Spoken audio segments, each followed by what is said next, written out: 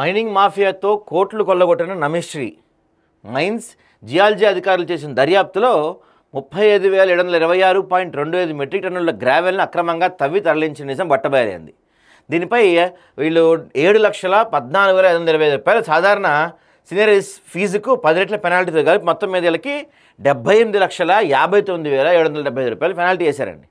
ఈ పెనాల్టీ వేసి దాదాపు బహుశా 2 సంవత్సరాలు అవుతున్నట్టుంది. 78 లక్షలు పెనాల్టీ వేసినా ₹1 కూడా చెల్లించిన ఫైన్. తాజాగా మరికొన్ని లక్షలు పెనాల్టీ వేసినా ఖాతరు చేయని నమిశ్రీ. రూల్స్ సామాన్యులకేనా, మాఫియాలకు కాదా అని ప్రశ్నిస్తున్న స్థానికులు.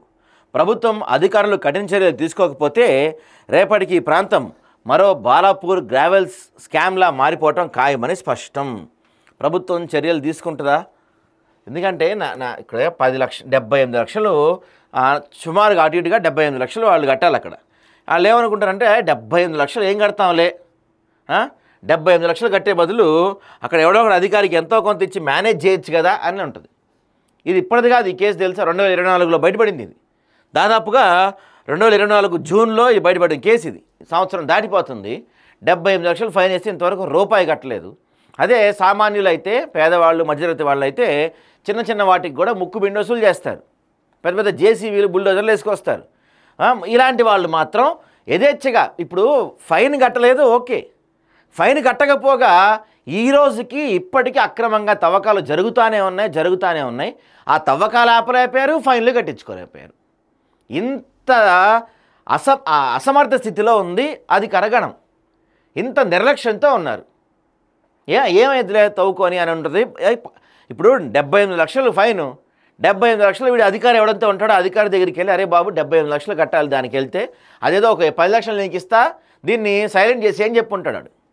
ఇడ్లీలు గుర్చుకుంటారు గ్యారంటీగా, డౌటే లేదు దాంట్లో.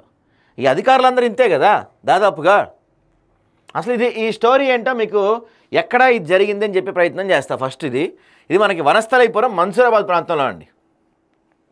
పగలు రాత్రి అనే తేడా లేకుండా మట్టి గ్రావెల్ పేరుతో కోట్ల రూపాయల ఖనిజాన్ని కొల్లగొడుతూ మైనింగ్ మాఫియా ఇక్కడ రాజ్యం ఏలుతుంది. ఇందులో అగ్రమంగా నిలుస్తున్న నమిష్ ఇన్ఫ్రాస్ట్రక్చర్ అనే సంస్థ ప్రభుత్వ ఆదేశాలనైనా, అధికారుల హెచ్చరికలనైనా, చట్టాలనైనా లెక్క చేయకుండా తమకు ఇష్టం వచ్చినట్టుగా భూమిని చెండాడుతూ అక్రమ తవ్వకాలు నిర్లజ్జిగా కొనసాగిస్తూనే ఉంది. కోట్లాది రూపాయల ఖనిజాలు తెలుసా. ప్రభుత్వం ఇక్కడేమో మన ప్రభుత్వం అప్పుల్లో ఉంది అని చెప్పి బాధపడతా ఉంటే వీళ్ళేమో కోట్లాది రూపాయలు బొక్కలు ప్రభుత్వానికి. వీటిపైన చర్యలు తీసుకోరు, ఉన్న భూములు మాత్రం అమ్ముకుంటూ పోతారు.